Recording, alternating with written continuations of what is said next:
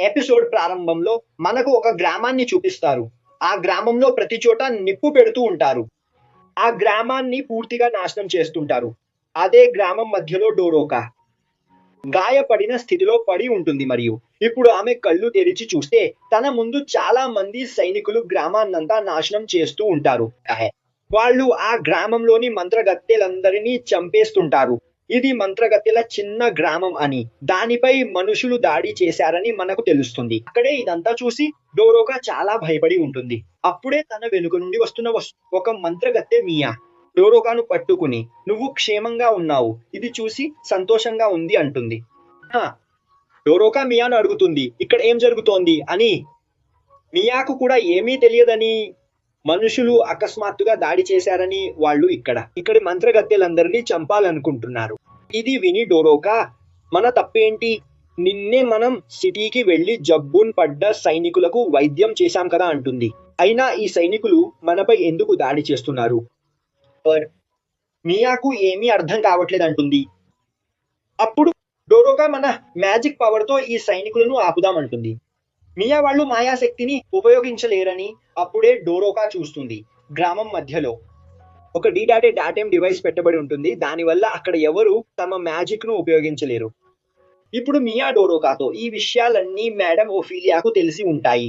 కాబట్టి డోరోకా నువ్వు త్వరగా పరిగెత్తి మేడం ఓఫీలియా దగ్గరికి వెళ్ళు. ఇక్కడ ఏం జరుగుతుందో చెప్పు. ఇది విని డోరోకా తను ఒంటరిగా పారిపోనని అంటుంది. మియా కూడా తనతో పాటు రావాలని అప్పుడే మనకు చూపిస్తారు. మియా వీపుపై పూర్తిగా గాయమై ఉంటుంది. కానీ మియా తన గాయాలను దాచుకుంటూ అక్కడ డోరోకాతో మాట్లాడుతుంటుంది. డోరోకా మియా గాయాలను చూస్తుంది. అది చూసి చాలా భయపడుతుంది. ఇది చూసి మియా ఆమెను శాంతపరుస్తూ చెబుతుంది.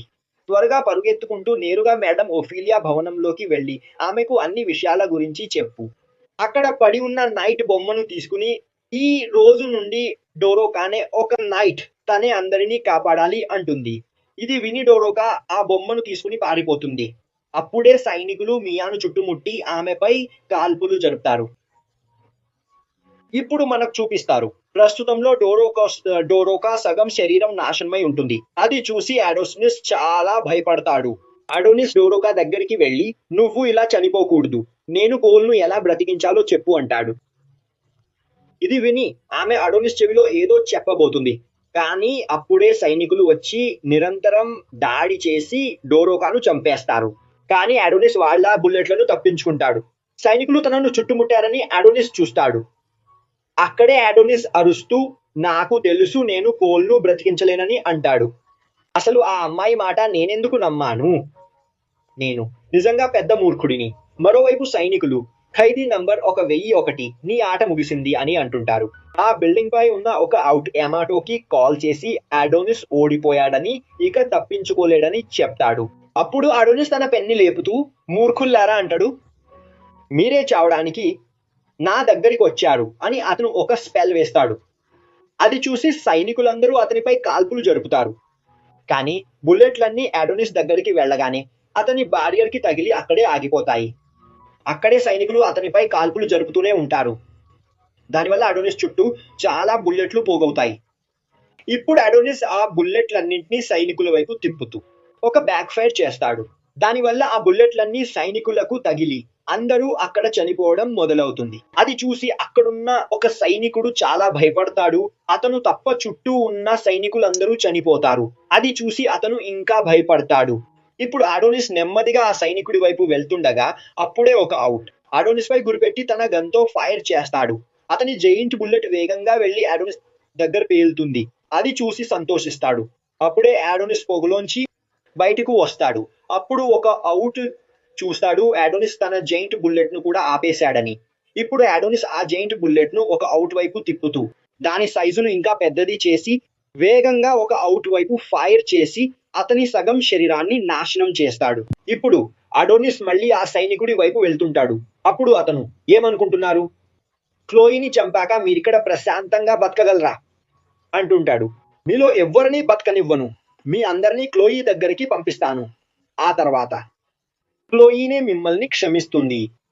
ఇదంతా చూసి యమాటో చాలా కంగారు పడి యూకి అని అంటుంటాడు. త్వరగా DAM ని స్టార్ట్ చెయ్యి, లేదంటే ఇక్కడి పరిస్థితి ఇంకా దారుణంగా అవుతుంది. ఇప్పుడు మనకు యూకీని చూపిస్తారు. ఆమె డిఏఎం డివైస్ ముందు నిలబడి దాన్ని చూస్తూ ఇలా అంటుంది. అయితే ఇదే ఆ డివైస్. దీన్ని ఉపయోగించే కింగ్ గోథే విచెస్ ను ఓడించాడు. ఫైనల్లీ నేను ఈ డివైస్ ముందు నిలబడ్డాను. ఇన్నేళ్లుగా నేను మా అన్నయ్య దేనికోసం కష్టపడ్డామో ఆ పని చేసే అవకాశం మాకు దొరికింది. ఇలా అనుకుంటూ ఆమె తన సైనికులను డిఏఎం డివైస్ ను స్టార్ట్ చేయమని చెబుతుంది. అప్పుడే నేషనల్ సైన్స్ ఏజెన్సీ వాళ్ళ ముందుకొచ్చి ఆపుతారు. ఇప్పుడు ఒక మహిళ ముందుకొచ్చి యూకి అంటుంది, నువ్వు ఇదివరకటి కంటే చాలా పవర్ఫుల్ అయ్యావు. ఈ మహిళ పేరు టెథా సమంత యూకి ఈ డివైస్ ను ఆన్ చేయలేదు అని సమంత అంటుంది. ఇది వినగానే యూకి సీరియస్ అయ్యి అంటుంది, నన్ను ఇక్కడ ఆపాలనుకుంటున్నావా? అప్పుడు సమంత యూకి ఫోన్ తీసుకుని యమాటోకి కాల్ చేస్తుంది. యూకి ఫోన్ చూడగానే యమాటో, యూకి ఆ డివైస్ ని ఇంకా ఆన్ చేయలేదేం అంటాడు. అప్పుడు అటు నుండి సమంత యమాటో, ఇంత సీరియస్ వాతావరణంలో కూడా నువ్వు ఎక్కువ చేస్తున్నావు అంటుంది. యమాటో, మాస్టర్ థేటా మన దగ్గర టైం లేదు, త్వరగా డిఏఎం ని యాక్టివేట్ చేయాలి అంటాడు. అప్పుడు థేటా చెబుతుంది, వాళ్ళు ఇక్కడ డిఏఎం డివైస్ ని యాక్టివేట్ చేయలేరు. యమాటో, ఎందుకని అంటాడు. అప్పుడు థేటా, మనం డిఏఎం డివైస్ ని మ్యాజిక్ సపోర్టెడ్ అసెట్ గా చేశాం అంటుంది. కానీ కింగ్ బోథే తొందరలో దాని పని పూర్తి కాకముందే దాన్ని విచెస్ ను చంపడానికి వాడటం మొదలు పెట్టాడు. కానీ ఈ డివైస్ లో పెద్ద సమస్య ఉంది. దీని నుండి చాలా ఎక్కువ రేడియో యాక్టివ్ కిరణాలు బయటకు వస్తాయి. దాని కాంటాక్ట్ లోకి వస్తే మనిషి శరీరం పాడైపోతుంది. దానివల్ల అతనికి చాలా జబ్బులు కూడా రావచ్చు. ఇది వినగానే యమాటో, మీరు ఆ వ్యాధి గురించే మాట్లాడుతున్నారా అంటాడు. ఏదైతే 10 ఏళ్ల క్రితం విచ్ హంట్ కోసం వెళ్లిన సోల్జర్స్ అందరికీ సోకిందో. థేటా, నువ్వు చెప్పింది నిజమే అంటుంది. ఆ సోల్జర్స్ అందరి ఇంటర్నల్ ఆర్గాన్స్ పాడైపోయాయి. దానితో పాటు నెమ్మదిగా వాళ్ళ సెల్స్ నాశనమయ్యాయి. అవి రీజనరేట్ అవ్వలేదు. అందుకే సోల్జర్స్ శరీరం బలహీనపడి ఆ తర్వాత వాళ్ళందరూ చనిపోయారు. ఈ భయంకరమైన వ్యాధికి మందు మనుషుల దగ్గర లేదు, విచెస్ దగ్గరే ఉంది. కానీ మన రీడియా ఎంపైర్ లోని విచెస్ అందరూ చనిపోయారు. ఏమాటో, కానీ సామాన్య ప్రజలకు అంటాడు. ఈ విషయం తెలియదు. కింగ్ గోథెమ్ ఈ విషయాన్ని అందరి దగ్గర దాచాడు. ప్రజలు జబ్బు భయంతో బతకడం అతనికి ఇష్టం లేదని టెటా చెబుతుంది. అంతేకాదు, ఇదంతా అయ్యాక ప్రజలు కింగ్ గోథెమ్ నే దేవుడిగా భావించారు. అందుకే కింగ్ గోథెమ్ ఈ విషయాన్ని అందరి నుండి దాచాడు మరియు డిఏఎం ని భూగర్భంలో ఈ ప్రదేశానికి తెచ్చి దాచాడు. యమాటో అంటాడు, అంటే కింగ్ ఇప్పుడు వచ్చిన వ్యాధి కూడా డిఏఎం డివైస్ వల్లే వచ్చింది. మరోవైపు అడోనిస్ సోల్జర్స్ బుల్లెట్లనే వాడుతూ సోల్జర్స్ అందరినీ చంపుకుంటూ వెళ్తున్నాడు. ఇప్పుడు థేటా యూకీకి ఫోన్ ఇచ్చి, వాళ్ళు ఇక్కడ అడోనిస్ ని ఆపలేరు, ఎందుకంటే వాళ్ళు అడోనిస్ ని ఆపడానికి ప్రయత్నిస్తే అని చెబుతుంది. ఇక్కడున్న వాళ్ళందరూ చనిపోతారు. కానీ అప్పుడే యూకి థెటాని తోసేసి వేగంగా డిఏఎం డివైస్ వైపు పరిగెడుతుంది. అదే సమయంలో ఆమె ఆలోచిస్తూ ఉంటుంది, ఈ రోజు వాళ్ళు డిఏఎం డివైస్ ని స్టార్ట్ చేస్తే ఈ టౌన్ నాశనం అయిపోతుంది. కానీ దానితో పాటు వాళ్ళు అడోనిస్ ని కూడా చంపేస్తారు. కానీ ఈ రోజు అడోనిస్ బ్రతికితే అతను వాళ్ళ కింగ్డమ్ ని నాశనం చేసేస్తాడు. ఇది చూడగానే థెటా తన వాళ్ళందరినీ అక్కడి నుండి బయటకు వెళ్ళమని చెప్పి చాలా వేగంగా యూకీని ఆపడానికి ఆమె వెనకాల పరిగెడుతుంది. కానీ యూకీ డివైస్ దగ్గరికి వెళ్ళి చాలా వేగంగా దాన్ని ఆన్ చేస్తుంది. ఆ డివైస్ స్టార్ట్ అవ్వడంతోనే అడోనిస్ శక్తి పోతుంది.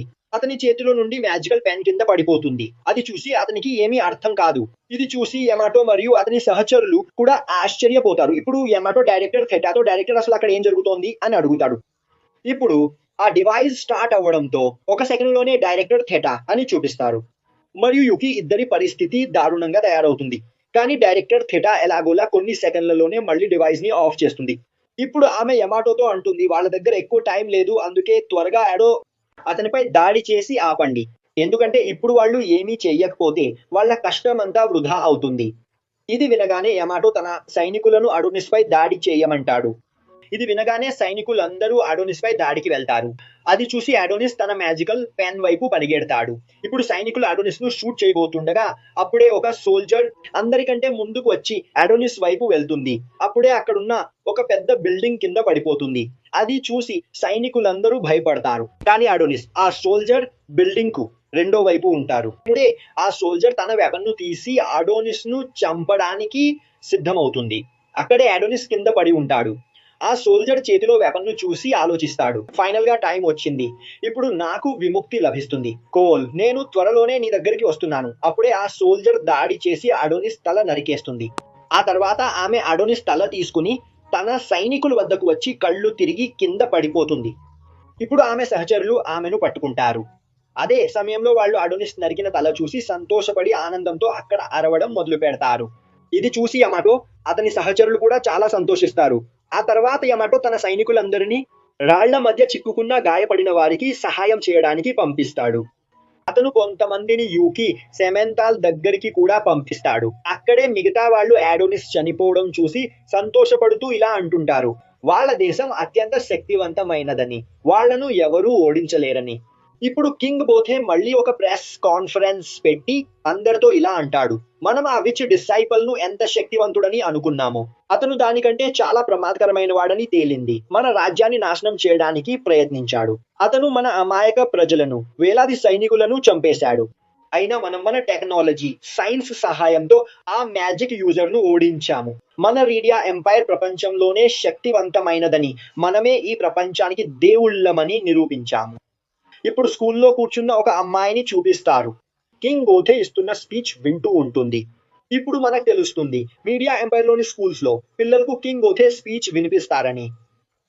అక్కడే నిలబడ్డ వాళ్ళ టీచర్ అంటాడు, ఈ ఘటనలో మన స్కూల్ విద్యార్థులు కూడా చాలా మంది చనిపోయారు, కానీ కింగ్ బోథే ఉండగా మన రాజ్యానికి ఏమీ కాదు. అప్పుడే క్లాస్ లో ఒక స్టూడెంట్ అంటాడు, టీచర్ అడోనిస్ ఒక మనిషి, కానీ అయినప్పటికీ అతను మనుషులపై ఎందుకు దాడి చేశాడు? అప్పుడు వాళ్ళ టీనేజర్ అంటాడు, నాకు సరిగ్గా తెలియదు, కానీ అతను ఒక విచ్ స్లేవ్, బహుశా ఆ విచ్ అతని బ్రెయిన్ వాష్ చేసేసి ఉంటుంది, అందుకే మనుషులను తన శత్రువుగా అనుకున్నాడు.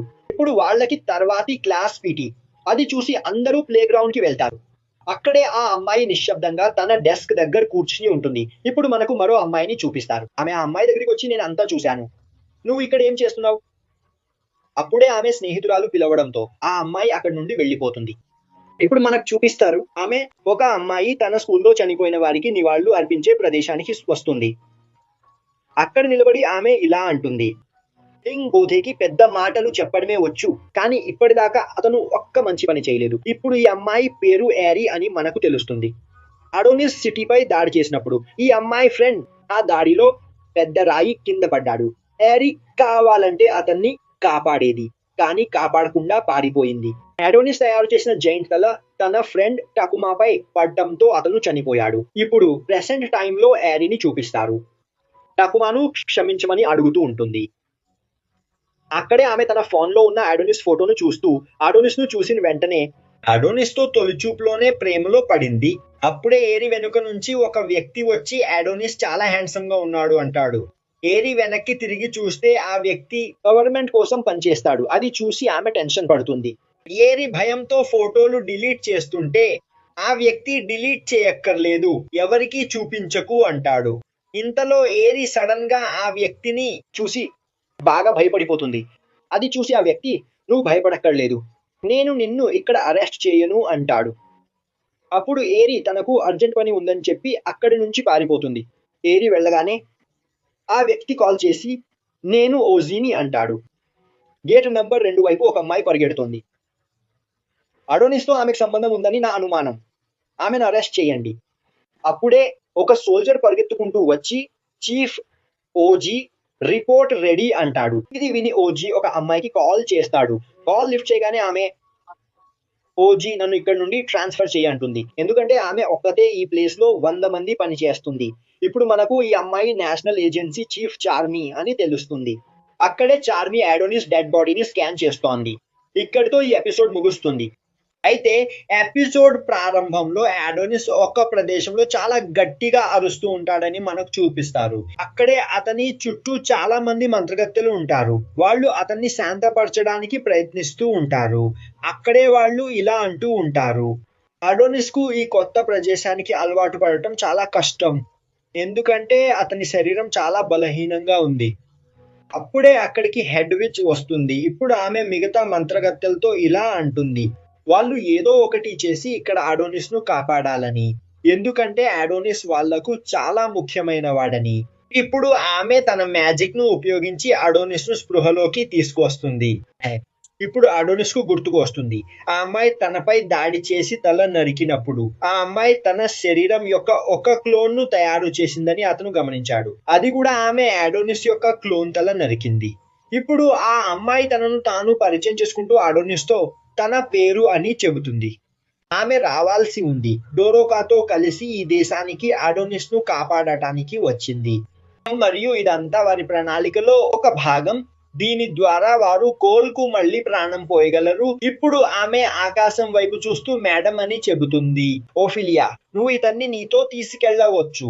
అప్పుడే అడోనిస్ చుట్టూ చాలా బ్యాండేజ్లు వచ్చి అడోనిస్ ను చుట్టేసి ఆకాశంలోకి తీసుకెళ్లడం ప్రారంభిస్తాయి.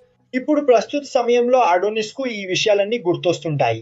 అప్పుడే అతను తన స్ట్రెచర్ పైనుంచి కింద పడిపోతాడు. ఎందుకంటే అతని శరీరం ప్రస్తుతానికి చాలా బలహీనంగా ఉంది. అప్పుడే ఓఫిలియా అడోనిస్ దగ్గరకు వచ్చి అతన్ని కౌగిలించుకుని, నేను నీకు థ్యాంక్స్ చెప్పాలనుకుంటున్నాను అని అంటుంది. మా అందరి కోసం మనుషులతో నువ్వు పోరాడినందుకు. అప్పుడు అడోనిస్ ఆమెను తన నుండి దూరం చేసి, అసలు నువ్వు ఎవరు, ఇప్పుడు నేను ఎక్కడున్నాను అని అడుగుతాడు. ఇప్పుడు ఓఫిలియా అడోనిస్ తో ఇది విచెస్ చేత సృష్టించబడిన ఒక దేశం అని వివరిస్తుంది. ఎక్కడైతే విచెస్ మానవులకు దూరంగా తమ జీవనాన్ని సాగిస్తాయో, ఇప్పుడు ఒక విచ్ అడోనిస్ ను ఒక వీల్ చైర్ లో కూర్చోబెట్టి ఆ ప్రాంతం అంతా చూపించడం మొదలు పెడుతుంది. అప్పుడు దారిలో అతనికి ఇద్దరు విచెస్ కనిపిస్తారు. వాళ్ళు అడోనిస్ ఆరోగ్యం గురించి అడుగుతారు.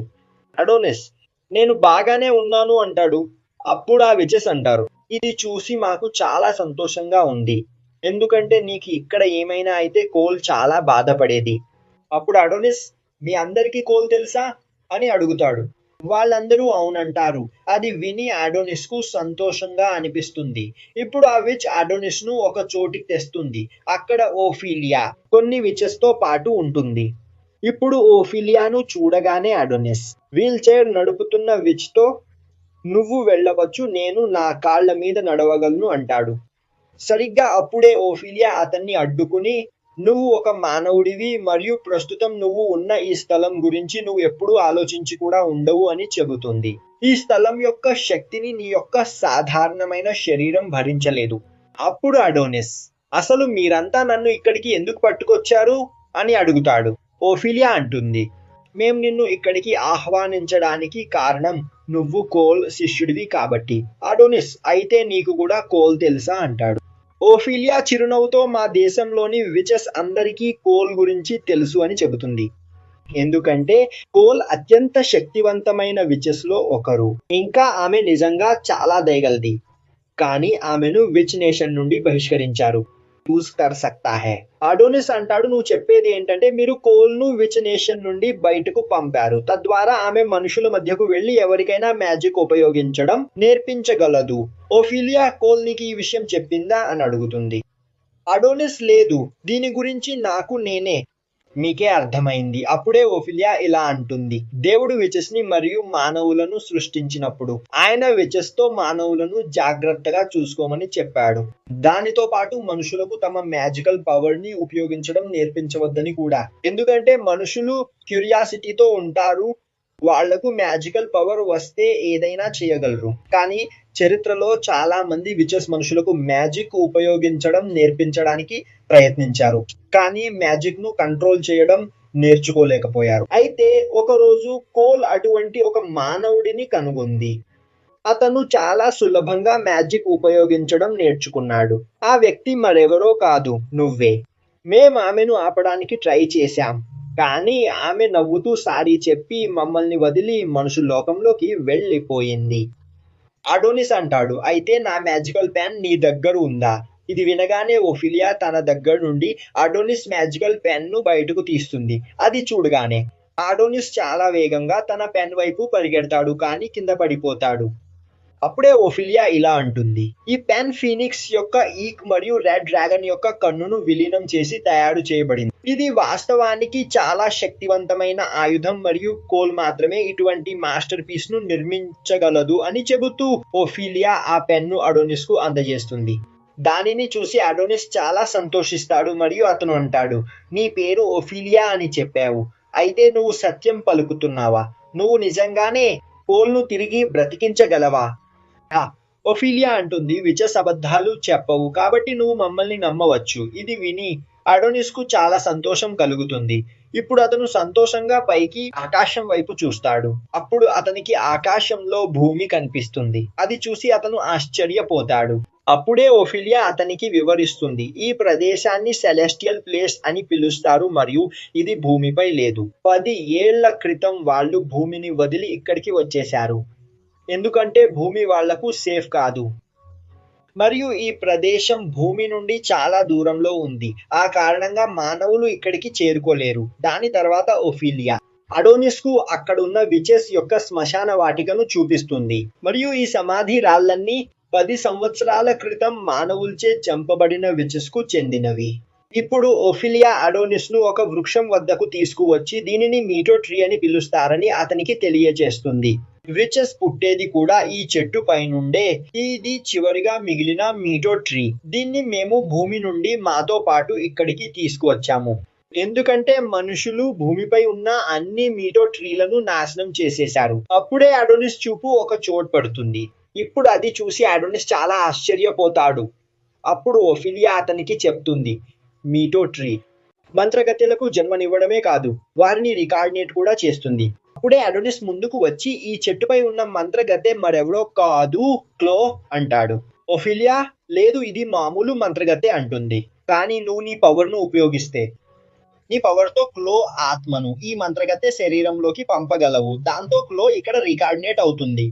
అడోనిస్ నువ్వేం చెప్పాలనుకుంటున్నావు అంటాడు. అప్పుడు ఓఫిలియా అంటుంది, ఏ మంత్రగత్తెనైనా రికార్డినేట్ చేయడానికి 2 కావాలి. ఒకటి మన దగ్గరున్న ఫిజికల్ బాడీ, రెండోది మెమరీ సోల్. ఇంకా ఒక మెమరీ సోల్ మెటీరియలైజ్ చేసి మంత్రగత్తె శరీరంలోకి పంపినప్పుడు అప్పుడు ఆ మంత్రగత్తె రికార్డినేట్ అవుతుంది మరియు నీ దగ్గర ఉన్న సమ్మనింగ్ పవర్ ను ఉపయోగిస్తూ నువ్వు ఏ వస్తువునైనా మెటీరియల్ గా మార్చగలవు, నీ జ్ఞాపకాలను కూడా.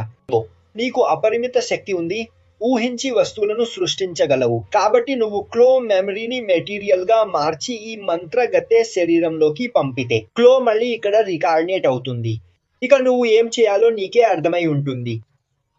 నువ్వు దీనికి సిద్ధమయ్యాక నాకు చెప్పు అని చెప్పి ఓఫెలియా అక్కడి నుండి వెళ్ళిపోతుంది. ఇప్పుడు అడోనిస్ ఆ మీటో ట్రీ కింద కూర్చుని సంతోషంగా ఉండటం చూపిస్తారు. అప్పుడు తను, నేను నా మ్యాజికల్ పవర్ ని ఉపయోగించి క్లోని మళ్ళీ బ్రతికించగలను. అప్పుడే తన ముందు అన్నా నిలబడి ఉండటం చూస్తాడు. ఇప్పుడు అన్నా అడోనిస్ ని చూస్తూ, ఇక్కడ నువ్వేమైనా చెప్పాలా అంటుంది. అడోనిస్, నా నోటి నుండి థ్యాంక్స్ వినడానికి వచ్చావా అంటాడు. నువ్వు నా ప్రాణాలు కాపాడావు కాబట్టి. ఇది వినగానే అన్నా కోపంగా అంటుంది, నీకోసం మేము ఇంత పెద్ద రిస్క్ తీసుకున్నాం. నిన్ను కాపాడే క్రమంలో డోరోకా కూడా చనిపోయింది. అడోనిస్, అది నా సమస్య కాదు, నువ్వే నాతో అన్నావు ఇదంతా నీ ప్లాన్ లో ఒక భాగమని. కాబట్టి నువ్వు అన్ని విషయాలకు నన్ను నిందించలేవు, ఇందులో నీ తప్పే ఉంది అని చెప్పి అతను అక్కడి నుండి వెళ్ళబోతాడు. అప్పుడు అన్నా కోపంగా, మనుషులు నిజంగా కృతజ్ఞత లేని వాళ్ళు. మేము నీ ప్రాణాలు కాపాడాం, అయినా నువ్వు మాతో ఇలా ప్రవర్తిస్తున్నావు. అసలు నిన్ను కాపాడటానికి మేం ప్రాణాలు పణంగా ఎందుకు పెట్టాం? అప్పుడు అడోనిస్, ఆ మాట నా నోటి నుండి వినాలనుకుంటున్నావా అంటాడు. నువ్వు నీ ప్రాణాలను పణంగా పెట్టింది ఎందుకంటే మీరందరూ క్లో పవర్ ని వాడుకోవాలనుకుంటున్నారు. ఇంకా క్లోని మీరు నా మెమరీ పవర్ వాడి మాత్రమే బ్రతికించగలరు కాబట్టే నా ప్రాణాలు కాపాడారు. ఇది విని అన్న ఆశ్చర్యపోతుంది. అప్పుడు అడోనిస్, నా ముందు అమాయకురాలిలా నటించకు. చనిపోయే ముందు డోరోకా నాకు చెప్పింది, ఇక్కడి మంత్రగత్తెలందరూ సొంత లాభం కోసం క్లో మ్యాజికల్ పవర్ ని వాడాలనుకుంటున్నారు. అప్పుడు డోరోకా మాటలు అర్థం కాలేదు, కానీ ఇక్కడికి వచ్చాక అంతా తెలిసింది. విచ్ నేషన్, ఇది అంతరిక్షంలో ఉన్న ఒక వింత గ్రహంపై నిర్మించబడింది. ఇక్కడ నివసిస్తున్న విచెస్ అందరూ ఎలాంటి గేర్ లేకుండా ఇక్కడ జీవించగలుగుతున్నారు. కానీ దీన్ని చూడగానే దీని మెకానిజం నాకు అర్థమైంది. ఇది మనుషుల కోసం కట్టిన జైలు. నాకు తెలుసు మీరంతా చాలా మంది మనుషులను ఇక్కడ ముందే కిడ్నాప్ చేసి ఉంచి ఉంటారని.